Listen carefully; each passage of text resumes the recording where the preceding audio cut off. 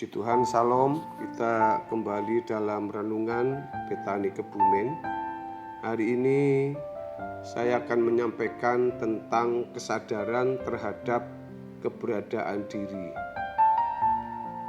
Dalam Lukas pasal 7 ayat yang ke-47 dikatakan, tetapi orang yang sedikit diampuni, sedikit juga ia diberi kasih. Kalimat ini mengesankan bahwa Tuhan tidak memberikan pengampunan sepenuhnya atau seakan-akan hanya sebagian atau bisa dalam porsi sedikit. Apakah Tuhan dapat memberikan pengampunan dengan sebagian saja? Apakah bisa dalam porsi sedikit? Saudaraku, tidak dapat dipungkiri, secara harfiah kalimat tersebut dapat berarti demikian. Namun jika diartikan demikian, maka timbul kesan bahwa Tuhan tidak konsekuen dengan memberikan pengampunan kepada manusia. Lalu bagaimana memaknai perkataan ini? Tentu ayat firman Tuhan ini tidak bermaksud untuk menyatakan bahwa pengampunan Tuhan dapat diberikan sebagian saja. Kita harus melihat dari sudut pandang manusia atau objek yang diampuni. Maksud saya merujuk pada kisah perempuan berdosa yang berdiri di belakang kaki Yesus, yang tidak henti-hentinya menangis, membasuh kakinya dengan air mata dan menuangkan minyak. Ia menyadari betapa banyak dosa yang telah dia lakukan. Ini dari sudut manusianya.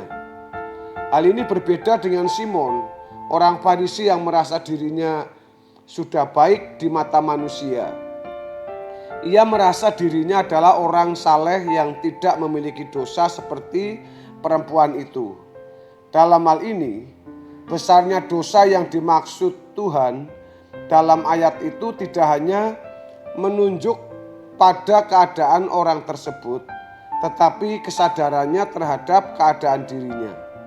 Perempuan berdosa ini merasa banyak dosanya, besar dosanya, maka ia melakukan hal yang luar biasa terhadap Tuhan. Sebaliknya, karena Simon orang Farisi itu tidak merasa bahwa dirinya berdosa, maka ia hanya melakukan yang bisa, maksud saya yang biasa bahkan kurang terhormat, seperti yang dikatakan dengan tegas oleh Yesus. Ketika aku masuk rumahmu, kamu tidak mencuci kakiku, tapi perempuan ini mencuci dengan air matanya.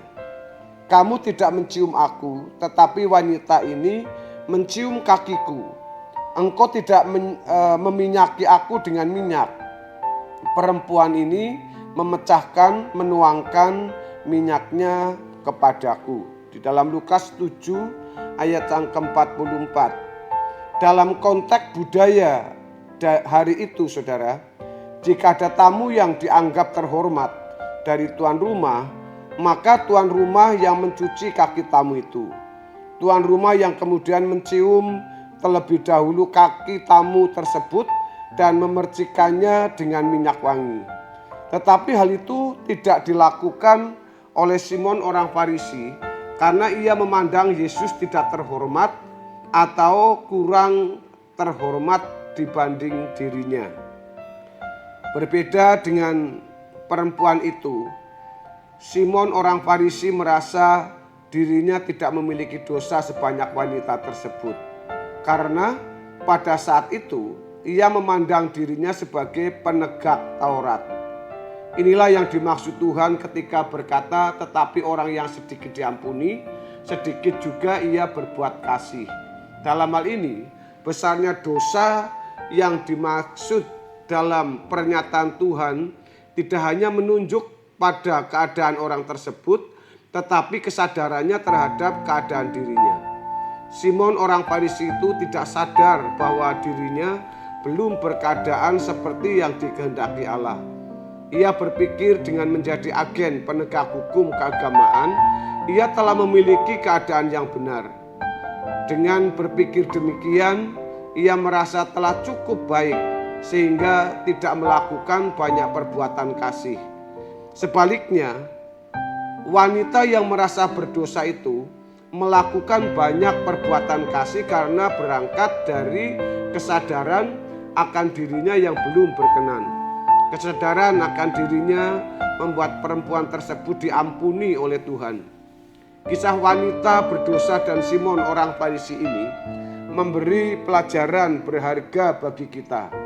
Pelajaran tersebut adalah kita tidak boleh cepat merasa puas dengan keadaan diri kita.